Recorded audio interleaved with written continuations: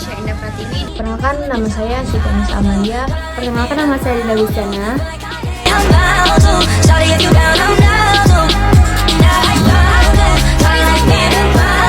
Kelompok 7.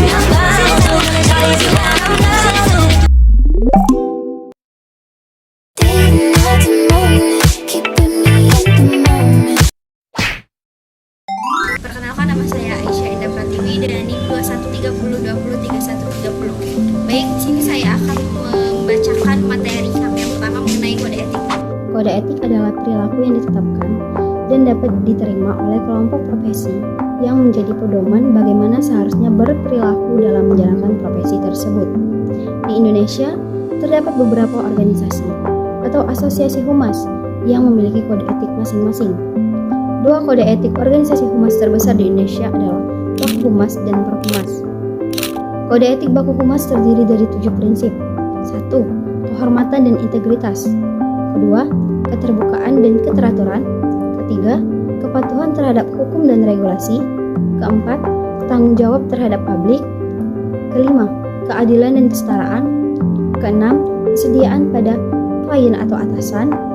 Dan yang ke-7, profesionalisme dan pengembangan diri. Kode etik Humas Perhumas terdiri dari 6 prinsip. Yang pertama, kehormatan dan integritas. Yang kedua, tanggung jawab sosial dan lingkungan.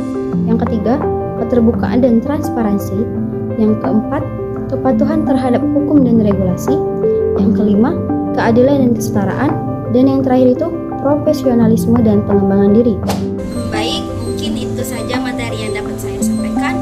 Untuk materi selanjutnya akan disampaikan oleh anggota kelompok saya yang lain. Terima kasih. Wassalamualaikum warahmatullahi wabarakatuh. Perkenalkan, nama saya Siti Anissa Amalia, NIM 21302031. Selanjutnya, adapun tujuan dari etika humas, yang mana yang pertama yaitu panduan berperilaku seseorang, public reaction terhadap diri sendiri dan terhadap orang lain, baik publik internal maupun publik eksternal. Kedua, bentuk tanggung jawab terhadap public reaction yang diintegrasikan dengan kode etik organisasi yang terkait.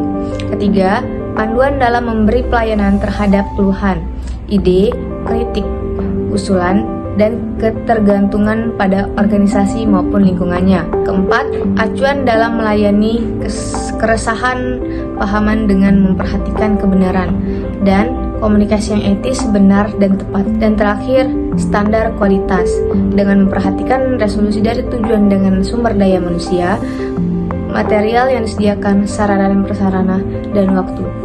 Mungkin itu saja yang dapat saya sampaikan. Wabillahi taufiq wal hidayah. Assalamualaikum warahmatullahi wabarakatuh. Perkenalkan, nama saya Dinda Luciana dengan nomor NIM 2130203116. Di sini saya izin melanjutkan yang bagian B yang menjelaskan tentang protokol humas. Dalam pengertian luas, protokol adalah seluruh hal yang mengatur pelaksanaan suatu kegiatan yang baik di dalam kedinasan, kantor, lembaga pendidikan maupun masyarakat. Dan perlu kita ketahui juga ada pun aktivitas-aktivitas yang harus kita ketahui. Yang pertama itu tata ruang, yang kedua itu tata upacara, yang ketiga itu tata busana, yang keempat itu tata warkat, yang kelima itu tata cara mengatur kegiatan protokol.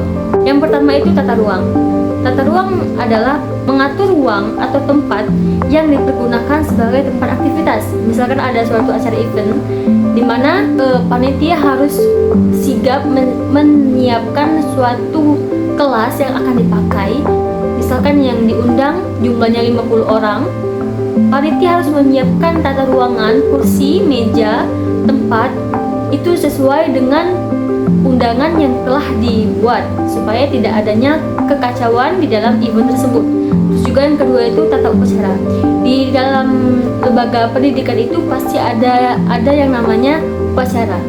Nah, tata upacara adalah urutan kegiatan yang akan dilaksanakan di dalam lapangan upacara. Misalkan bagi tugas, ada yang menjadi dirijen, ada yang menjadi MC, yang membaca Pancasila, yang mengibarkan bendera merah putih. Itu termasuk protokol yang telah dibagikan sebelum mulainya acara tersebut. Sudah harus disiapkan oleh orang yang bertugas akan melaksanakan upacara tersebut. Terus juga yang ketiga itu tata busana. Ketika kita ingin mendatangi suatu undangan, baik itu event tadi maupun upacara tadi, kita harus menggunakan pakaian yang sopan sesuai dengan aturan yang telah ditentukan. Misalkan kita diundang dengan acara event, seminar, itu mahasiswa harus menggunakan pakaian yang rapi, sopan, dan tertutup. Jangan sampai orang terganggu dengan pakaian tersebut.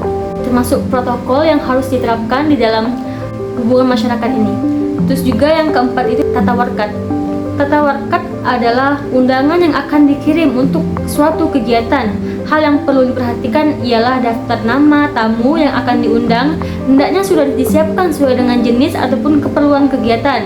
Jumlah undangan yang disesuaikan dengan kapasitas tempat kepentingan serta tercapainya tujuan kegiatan sendiri. Misalkan kita ingin mengundang rektor kita, itu harus memakai nama yang jangan sampai nama itu typo ataupun salah. Harus menggunakan nama aslinya. Misalkan dia ada pangkatnya apa, itu harus jelas. Jangan sampai orang yang menerima undangan tersebut terganggu atas nama yang kita buat tersebut. Terus juga yang kelima itu tata cara mengatur kegiatan protokol. Dalam mengatur kegiatan protokolan harus memiliki tata cara. Setiap kegiatan acara harus dilakukan secara tertib, hikmat, serta setiap perbuatan ataupun tindakan yang dilakukan tata krama, yaitu etiket dalam pemberian penghormatan.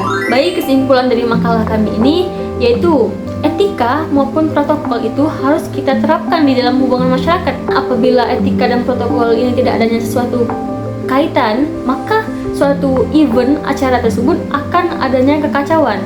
Terus juga etika apabila tidak mempunyai protokol, itu pun juga akan membuat suatu acara tersebut kacau juga.